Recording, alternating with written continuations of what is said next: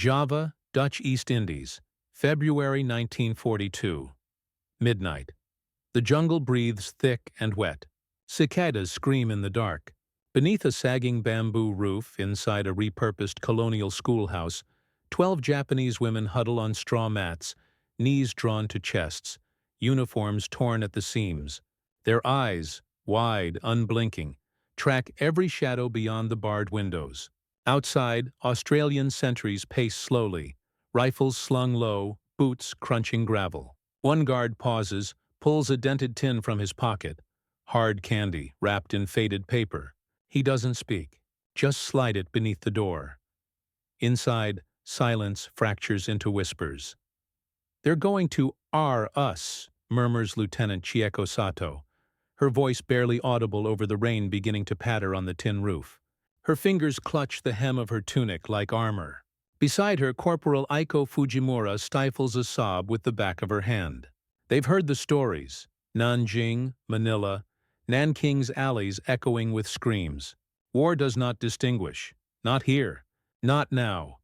Then, footsteps. Heavy. Deliberate. The door creaks open. Not bayonets. Not ropes. Not blades. A young Australian corporal steps inside, helmet tipped back, face flushed with awkwardness. In his arms, 6 teddy bears, stuffed, threadbare. One is missing an eye. He sets them gently on the floor. No words, just a nod. The women freeze. Outside, thunder rolls. Inside, something else trembles. Not fear, not yet. But the first fracture of expectation. Tokyo, Japan. Spring 1941. The cherry blossoms fall like silent casualties. Beneath them the empire marches, not with fanfare, but with quiet, grinding inevitability. Schoolgirls now drill with bamboo rifles. Factory whistles blare not for shift changes, but for air raid rehearsals. Posters plaster every train station. Women, serve the nation in uniform. For the first time in modern Japanese history, women are being mobilized.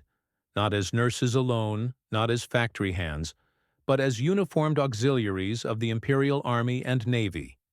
They are clerks, radio operators, cryptographers, nurses, drivers, interpreters. In Manchuria, they staff field hospitals carved into frozen earth. In Singapore, they manage logistics under monsoon skies. In Java, they encode transmissions beside sweating generals. These are not conscripts dragged from homes. They are volunteers, daughters of samurai lineages, graduates of Tokyo Women's Normal School, and daughters of bureaucrats who believe, truly believe, in kokutai, the sacred national polity. To serve is to purify. To die is divine. But belief does not armor flesh. By December 7, 1941, when Japanese bombers scream over Pearl Harbor, over 50,000 women wear military-issue uniforms. Not combatants by law. Japan, like most nations, clings to the Geneva Conventions' gendered definitions, but functionally embedded in war's machinery. And where the army goes, they follow. Into jungles, into occupied cities, into radio shacks humming with coded death. When Allied forces began their counteroffensive in early 1942, few planners anticipated capturing female Japanese personnel. Intelligence reports barely mention them. War college lectures skip over them. The assumption: Japanese women will die before surrender. Seppuku, grenades, poison, anything but captivity. Reality proves otherwise. In January 1942, after the fall of Tarakan, Dutch troops captured 3 female telegraph operators hiding beneath a collapsed command post. They offer no resistance, just silence. In February, British forces in Malaya detained 2 nursing aides near Ipoh. They're found tending to wounded Japanese soldiers even as bullets crackle overhead. Surrender is not glory, but survival? That is biology. Then comes Java, February 28, 1942. The Battle of the Java Sea ends in catastrophe for the Allies. Dutch, British, American, and Australian ships lie shattered on the ocean floor. On land, Japanese tanks roll unimpeded. Batavia falls. Surabaya surrenders. By March 9th, the entire Dutch East Indies is under the control of the rising sun. And in the chaos, amid burning warehouses and abandoned typewriters, Allied patrols stumble upon something unexpected. Clusters of Japanese women in khaki, clutching code books, medical kits, and identity papers stamped with the chrysanthemum seal. They do not fight. They do not flee. They wait, some weep, some stare blankly at the sky. One, later identified as Sergeant Michiko Tanaka, hands her rifle butt first to an Australian private and says, in broken English, "Please, no hurt. It is the first ripple in a tide no one saw coming." Melbourne, Australia, March 1942. Headquarters of the Allied Intelligence Bureau hums with disbelief. Telegram after telegram arrives. Female Jap personnel captured in Java. Women in uniform found at a field hospital near Bandung. Interrogation underway, claimed to be non-combatants. To Western commanders, this is uncharted territory. The Geneva Conventions, ratified in 1929, offer no clear protocol for female prisoners of war, especially not from an enemy whose culture treats surrender as spiritual annihilation. Australian and Dutch officers scramble for guidance. Do they segregate them? Disarm them? Interrogate them as spies? The British War Office cables back tersely. Treat as military personnel until proven otherwise. Exercise caution. Assume indoctrination. But caution quickly collides with confusion. These women do not behave like the snarling fanatics depicted in Allied propaganda posters. They bow. They whisper, "Sumimasen," I'm sorry, when handed rations. They fold their uniforms neatly before accepting prison-issue smocks. Some even write letters home, intercepted, translated, begging parents to forgive them for surviving. And then there are the rumors, whispered among guards, scribbled in duty logs, repeated in officer mess tents over lukewarm tea. They think we're going to rape them. It starts with a Dutch interpreter overhearing two captives murmuring in a holding cell near Surabaya. "Yaru to you." They're going to do it. Later, an Australian sergeant reports a woman collapsing in hysterics when ordered to step into a medical tent alone. Another guard finds a group huddled in a corner, clutching sharpened pencils like daggers, not to attack, but to turn inward. Allied intelligence begins to piece together the source. Japanese military indoctrination. Months before deployment, female auxiliaries were shown films, not of glorious charges or imperial triumphs, but of Western soldiers dragging screaming Asian women through rubble. Lecturers warned, "The white devils know no shame. Capture means defilement. Death is purity." Pamphlets distributed in secret reinforced it. Better the grenade than the foreign hand. This was not paranoia. It was policy. In Nanjing in 1937, Imperial Army officers had told their men that Chinese women were the spoils of conquest. Now, in grim irony, Tokyo warned its own daughters that the same fate awaited them at Allied hands. The psychological trap was complete. Die honorably or live dishonored. So when the first group of 47 Japanese female POWs arrives at the Chisaroya camp near Bogor in late March 1942, tension hangs thick as monsoon fog. Guards are briefed. No sudden movements, no solitary contact, maintain distance. Yet orders cannot erase humanity. One evening, Private Thomas Riley, barely 19, watches a young prisoner rock silently, humming a lullaby to herself. He remembers his sister's teddy bear, left behind in Brisbane. The next day, he brings one from the Red Cross donation box. Then another soldier follows, and another. Teddy bears appear on cots, stuffed rabbits beside mess tins, a ragdoll tucked into trembling hands. Not a strategy, not an interrogation tactic, just kindness, unplanned, unsanctioned, unstoppable. The women stare at the toys as if they are grenades with the pins, pulled. They do not understand, perhaps that is the point. Fear does not always come with bayonets. In the humid confinement of Chisaroya camp, fear wears silk gloves stitched by Tokyo's propaganda machine. These women were never trained to fire rifles, but they were meticulously conditioned to dread capture more than death. Their terror is not irrational. It is engineered, calculated and distributed like rations.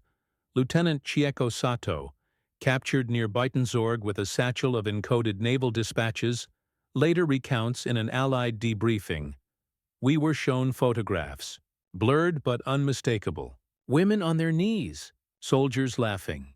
We were told this was the fate of those who lived past defeat." Her voice, transcribed in dry military ink, trembles across the page. She believed it. They all did. When Australian guards approach, not with clubs but with blankets and soap, the dissonance is paralyzing. How do you reconcile doctrine with reality? How do you unlearn terror when it has been grafted into your bones? One nurse, Corporal Emiko Hayashi, refuses to eat for 3 days. Not in protest, in preparation. She believes starvation will make her body undesirable. When a guard gently places a bowl of rice porridge beside her cot, she stares at it as if it contains poison. Later, she confesses, "I thought kindness was the prelude." This is psychological warfare turned inward, an enemy that lingers long after the guns fall silent. They carried no rifles, but they carried secrets. Female auxiliaries were embedded deep within Japanese command structures, not as decoration, but as vital circuitry. Radio operators like Sergeant Yuko Mori handled encrypted transmissions between Java and Tokyo.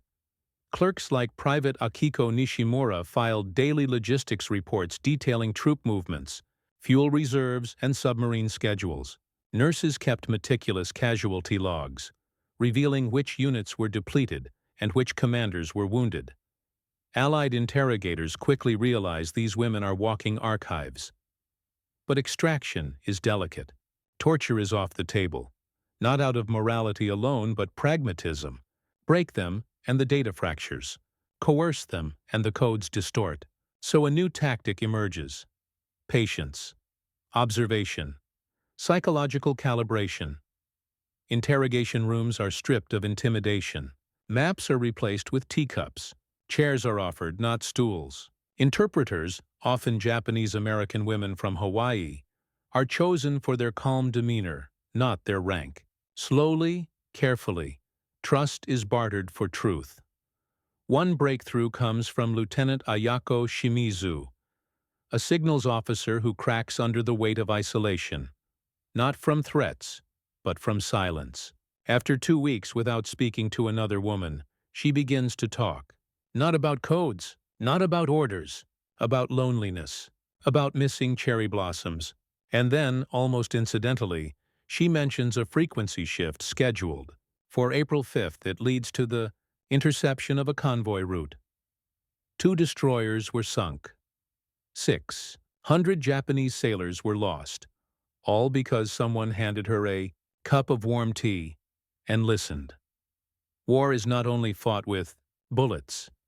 In dimly lit bamboo huts across Southeast Asia, Japanese female clerks and cryptographers operate the nervous system of the imperial advance. Typewriters click like metronomes. Cipher machines whir. Carbon paper duplicates orders bound for Burma, New Guinea, and the Solomons. These women are not passive record keepers. They are trained in Type B and Type C code systems, modified versions of the infamous purple cipher used by diplomats. Some even assist in developing field ciphers based on seasonal poetry, classical literature, and even children's nursery rhymes, making decryption a nightmare for Allied cryptanalysts at Bletchley Park and Station Hypo.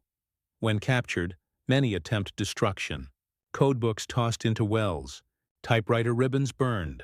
One operator in Bandung swallowed microfilm before being subdued, requiring emergency surgery to retrieve it. But technology leaves traces. A single carbon copy, forgotten in a desk drawer. A half-erased worksheet. A typed memo with a serial number still legible. These fragments become Rosetta Stones for Allied codebreakers. At the Central Bureau in Melbourne, analysts pore over seized documents recovered from female POWs' quarters. Patterns emerge. Rhythms repeat.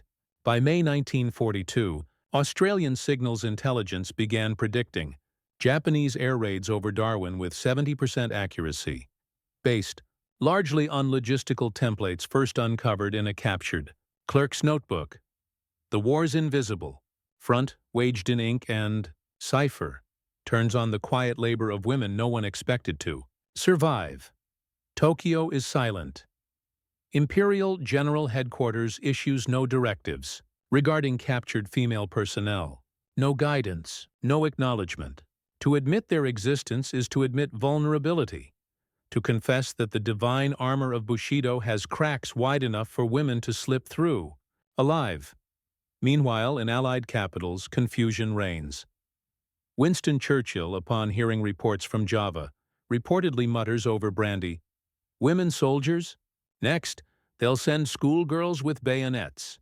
The War Office scrambles to classify them, not as civilians, not as combatants, but as auxiliary military personnel under de facto service. A bureaucratic fiction to avoid scandal. In Australia, General Thomas Blamey faces a political minefield. Public opinion, stoked by years of atrocity reports from China and Malaya, expects vengeance. Newspapers demand harsh treatment. "Let them rot," one tabloid headlines. But Blamey, ever the pragmatist, sees opportunity. These women are assets, not just for intelligence, but for psychological warfare. Let the world see how civilized the Allies are. Let Tokyo squirm as its daughters survive. And speak. He issues Directive numbered 17. Female POWs to be housed separately. Medical care is equal to that of male personnel. Interrogation is non-coercive. Propaganda value. Maximum. The order is quietly revolutionary.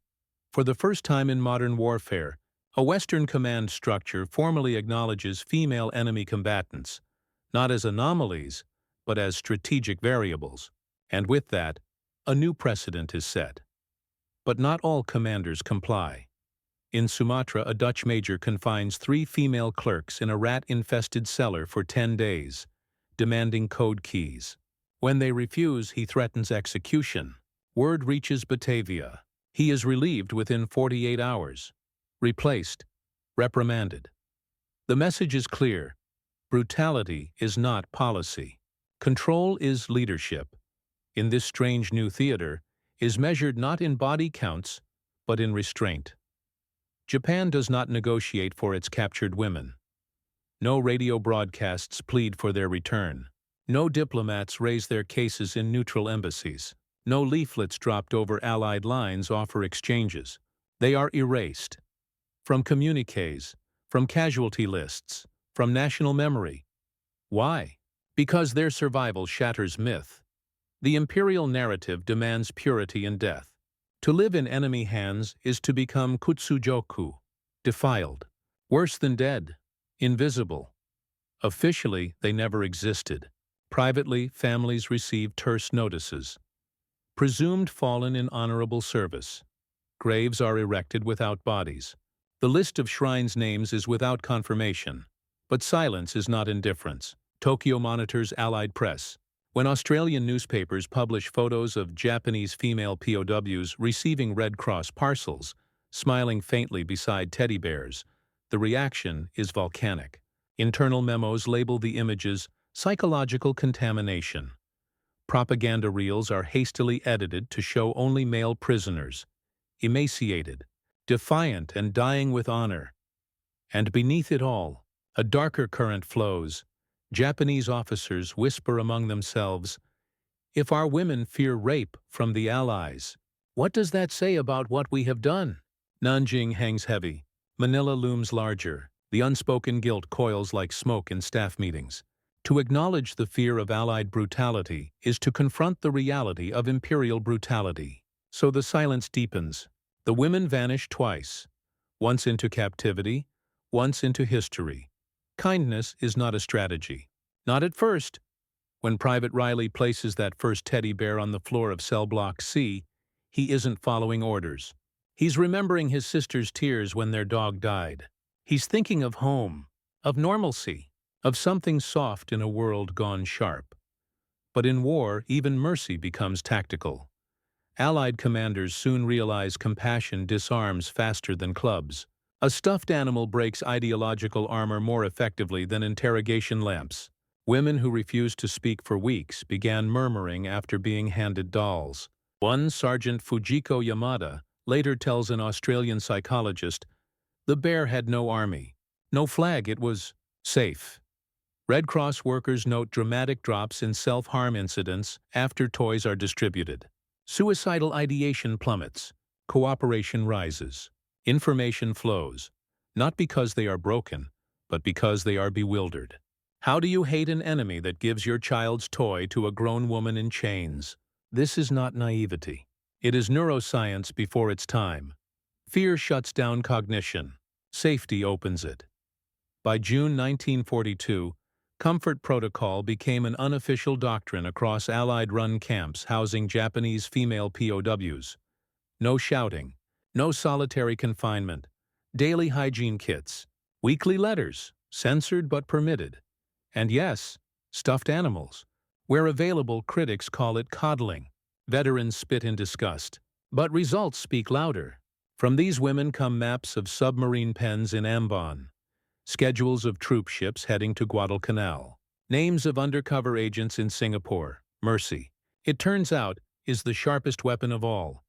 Camp Cisaroya, Java, July 12, 1942. 03:47 hours. Rain drums the tin roof like a nervous pulse. Inside Hut 7, Corporal Aiko Fujimura sits upright on her cot, trembling. Not from cold, not from illness, from the decision.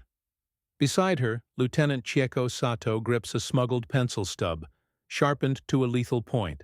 For weeks they've whispered in the dark. Planned, prayed. Tonight is the night. The plan is simple. Wait for the guard change at 04:00, slip past the drowsy sentry near the latrine trench, reach the perimeter wire, and use the pencil to pierce their own necks before dawn. They will not be defiled. They will not be used. They will not betray. This is how honor ends. But then, a sound. Not boots, not rifles. A soft thump against the door, then another, and another, 3 dull, muffled impacts, like fruit falling from a tree. Sato freezes. Fujimura holds her breath. Silence. Then, the creak of hinges. The door opens 6 inches. No flashlight, no shout. Just a silhouette. Tall, lean, unmistakably Australian. Corporal Daniel "Danny" Reeves, 219th Battalion, barely 22, a farm boy from Goulburn. In his arms, 3 more teddy bears, one patched with khaki cloth. One is wearing a tiny slouch hat stitched by a nurse in the med tent. One clutching a note in careful Japanese script. "You are safe here. No one will hurt you. Sleep." He places them gently on the floor. Doesn't enter, doesn't speak, just bows slightly, an awkward foreign gesture, and closes the door. Inside, the women stare. Fujimura's hand unclenches. The pencil rolls onto the straw mat. Sato picks up the note. Reads it once. Twice. Her lips move silently, forming unfamiliar words. Safe and sleep. For the first time since capture, she does not hear the voice of her drill instructor. She hears nothing. Just rain. Just quiet. Just the unbearable weight of mercy. Allied Intelligence Interrogation Room B, Batavia. July 18, 1942. 11:30 hours. Wood-paneled walls. Ceiling fan whirring lazily. No bars, no shackles. Just a table. 2 chairs. A pot of tea. Lieutenant Ayako Shimizu sits across from Captain Eleanor Vance, Australian Army Intelligence, a University of Melbourne graduate, fluent in Japanese, and trained in psychology before the war, who made her a spy master. No threats, no bright lights, just tea and silence. Shimizu stares at her hands. Vance waits. 5 minutes pass, then 10. Then Shimizu speaks. Not in answer to a question, but as if confessing to a priest. "I know the schedule," she whispers. "The submarines, the ones leaving Surabaya. July 25th, 3 of them, heading east toward Guadalcanal." Vance doesn't react, doesn't reach for a pen, just pours more tea. Why tell me? She asks softly. Shimizu looks up, eyes red, voice frayed. Because you didn't bring ropes. You brought bears. That single sentence passed through an encrypted cable to Melbourne, then to Pearl Harbor, then to Admiral Nimitz's desk. Triggers Operation Bear Trap. By July 22nd, 3 U.S. destroyers lie in ambush along the Lombok Strait, code-named positions provided by Shimizu. Depth charges primed, sonar pinging softly in the black water. July 25th, 02:18 hours, submarine I-124 surfaces for air. It never dives again. Depth charges rip through its hull. Screams are swallowed by seawater. 87 men were lost. 2 hours later, I-122 follows, blown apart mid-dive. Debris washing ashore near Sumbawa, I-123 vanishes without a trace, likely scuttled by its own crew after detecting pursuit. 3 submarines, 2 confirmed kills, 1 presumed sunk. All were carrying critical supplies for the Japanese beachhead on Guadalcanal. The tide there has not yet turned, but the current has shifted, and it began with a woman who chose tea over terror. Guadalcanal, Solomon Islands, August 7, 1942. Dawn. The Pacific explodes. American landing craft hit the beaches of Lunga Point under a sky streaked pink and gold. Bullets whip the surf. Mortars bloom in the jungle like deadly orchids. Marines scramble over coral rock, rifles slick with salt and sweat. This is the first Allied offensive against Japanese-held territory. The beginning of the endgame. But onshore logistics are a nightmare. Japanese snipers pin down supply lines. Ammunition runs low by noon. Medics beg for plasma. Radios crackle with desperate pleas. We need reinforcements.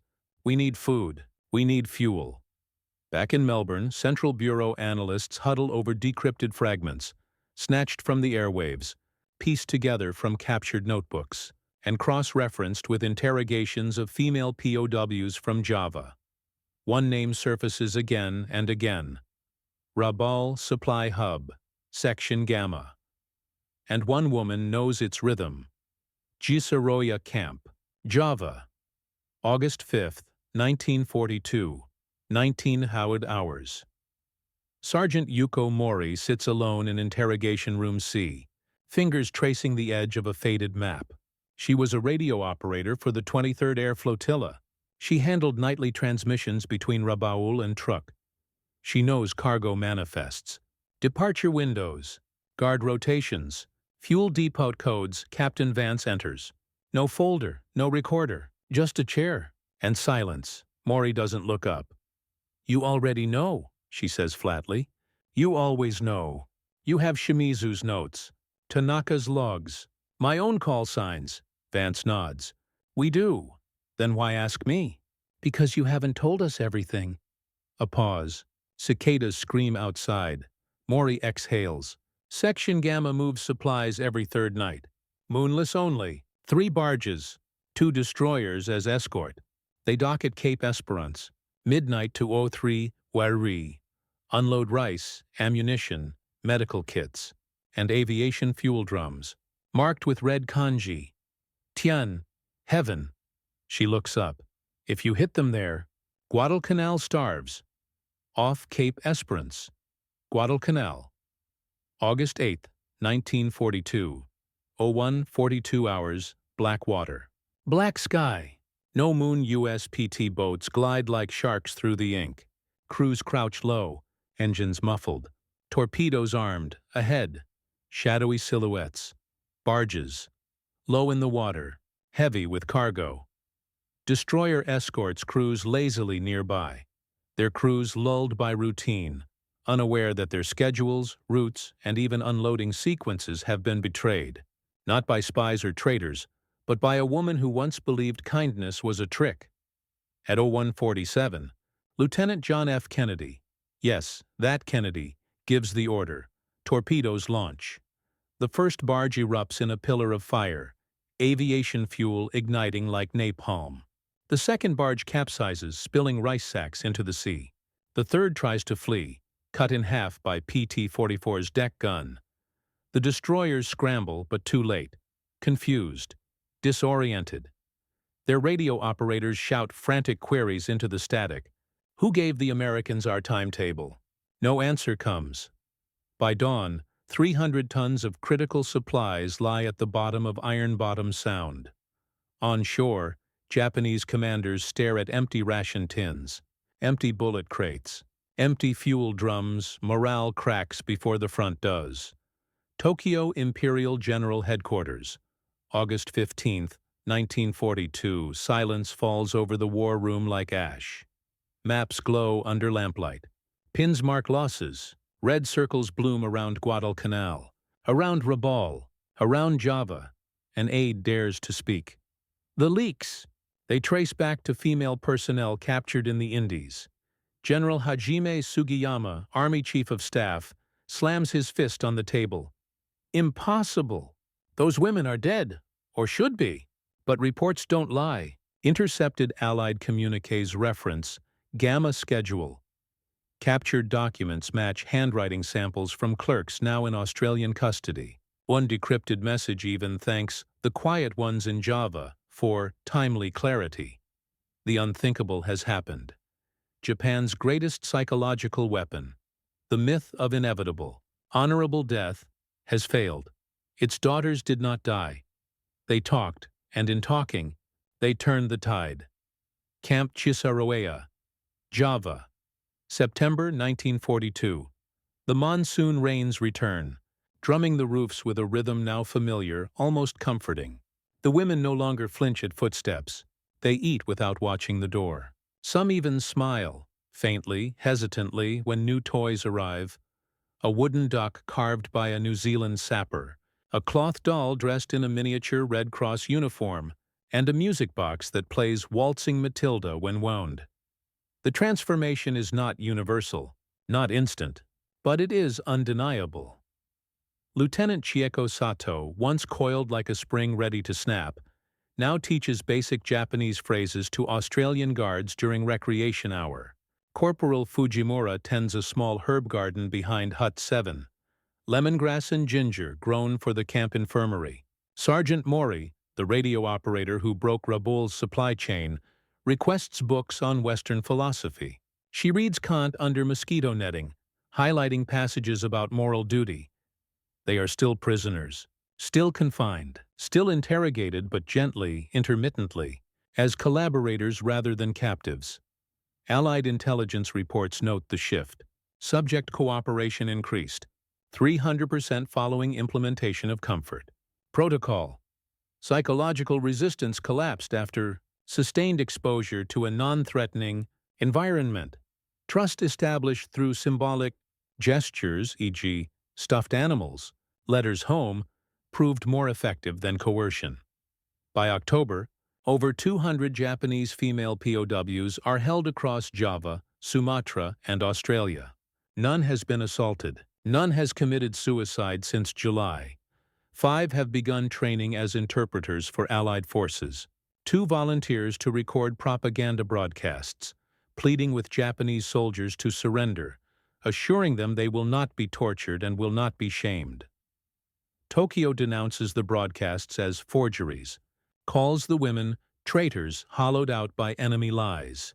But privately, Imperial Army psychiatrists begin drafting internal memos warning of ideological contamination, risk among frontline troops who hear their voices crackling over shortwave radios. The psychological front is crumbling from within.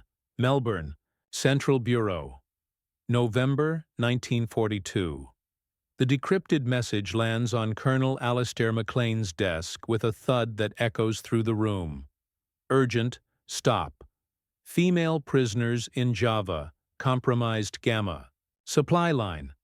Stop. Recommend termination of all auxiliary deployments to forward areas. Stop. Preserve honor before it is lost twice. Stop. It is signed by General Masaharu Homa, architect of the Bataan Death March, now commanding Japanese forces in the Philippines. McLean stares at the paper, then laughs, a dry, bitter sound. They're scared, he mutters to his aide. Not of our guns, of our teddy bears. He orders the message archived under PSYOP Gold. Indeed, the data gleaned from female POW interrogations has become indispensable. Maps of submarine pens in Ambon. Naval codes rotated monthly. Locations of hidden fuel dumps in Timor. Names of undercover agents posing as monks in Burma. All extracted not through violence, but through patience and plush. One file, marked Top Secret, Eyes Only Nimitz, contains transcripts of conversations between captured clerks discussing morale collapse among Japanese junior officers. They whisper about Java girls, one transcript reads. If they live, why must we die? The myth of inevitable death is fracturing, and the Allies are handing out hammers. Tokyo, Japan. December 1942. Snow falls softly on the Imperial Palace grounds. Inside the War Ministry, a quiet purge begins. Officially, it is called administrative reassignment. Unofficially, it is exile. Female auxiliaries are pulled from frontline posts across Southeast Asia. Radio operators reassigned to Hokkaido weather stations. Clerks transferred to Kyushu textile mills. Nurses sent to Manchurian leprosariums. Remote, frozen, silent. The message is clear. No more women near battlefields. No more risk of capture. No more leaks. Families of captured women receive formal notices stamped with the chrysanthemum seal. Your daughter has fulfilled her duty to the Emperor in spirit. Her name shall be honored among the war dead. Shrine plaques are engraved. Memorial services held. Photographs removed from family altars. Not out of shame, but out of erasure. To speak of them is to invite suspicion. To mourn them as living is to question the state. In villages across Japan, mothers burn letters smuggled home by Red Cross channels. Fathers tell neighbors their daughters died gloriously at Bataan. School teachers omit their names from honor rolls. History folds them into silence. Camp Cowra, Australia. August 1944. Barbed wire glints under dawn light. Guard towers stand empty. For now. Inside Compound B, 38 Japanese female POWs rise with the sun. They tend gardens, mend uniforms, attend English lessons taught by a Quaker volunteer from Adelaide. One, now calling herself Mary Sato, writes poetry. Another, Fujimura, assists in the camp clinic, delivering babies for pregnant civilian internees.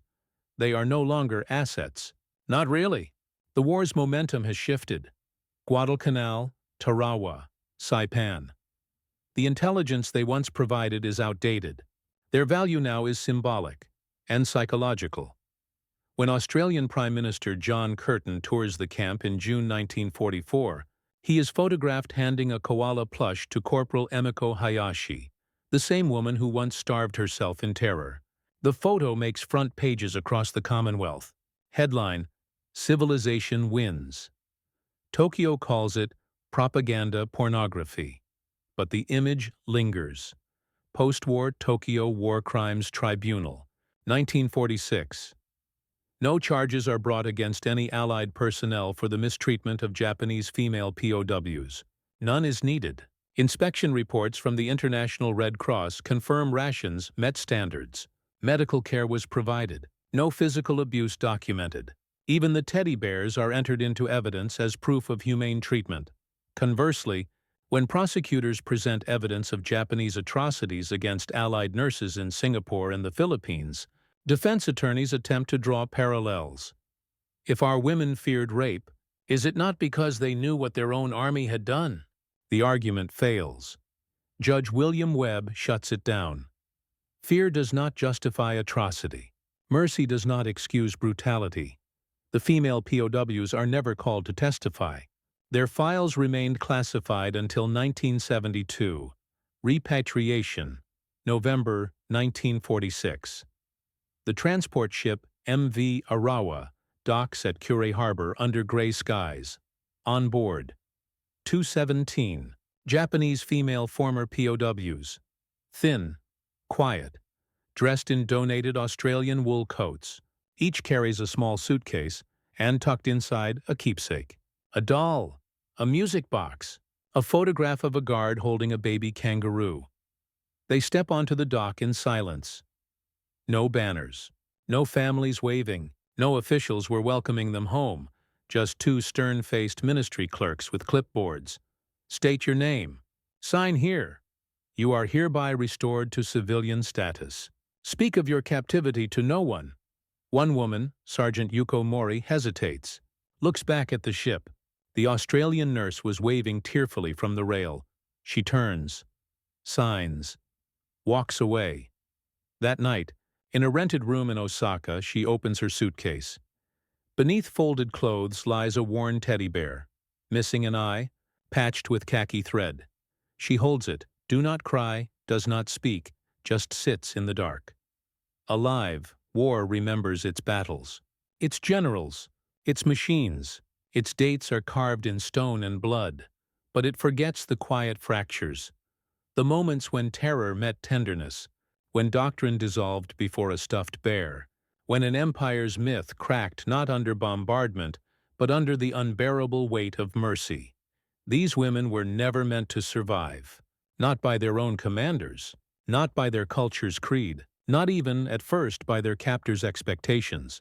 They were trained to die cleanly, to vanish in flame or steel, martyrs to a cause that demanded purity in annihilation. Instead, they lived, not as heroes, not as villains, but as witnesses, to the lie that cruelty is inevitable in war, to the truth that humanity can persist, even flourish, in the cracks of conflict.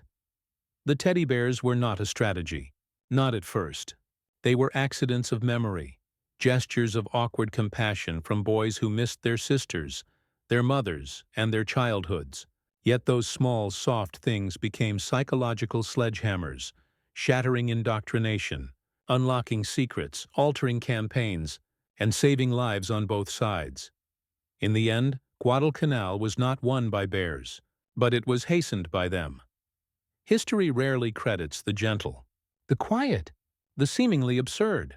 We crown the generals, name the ships, and etch the battle lines, but we bury the moments that truly turned tides. A cup of tea offered without demand, a note slipped beneath a door, a toy placed where only fear had lived. These women returned to a homeland that refused to see them, to families that mourned them as ghosts, to a society that called their survival shameful. But they carried something no government could erase. Proof that even in the darkest theater of war, kindness is not weakness. It is the most subversive weapon of all, and sometimes the only one that lasts.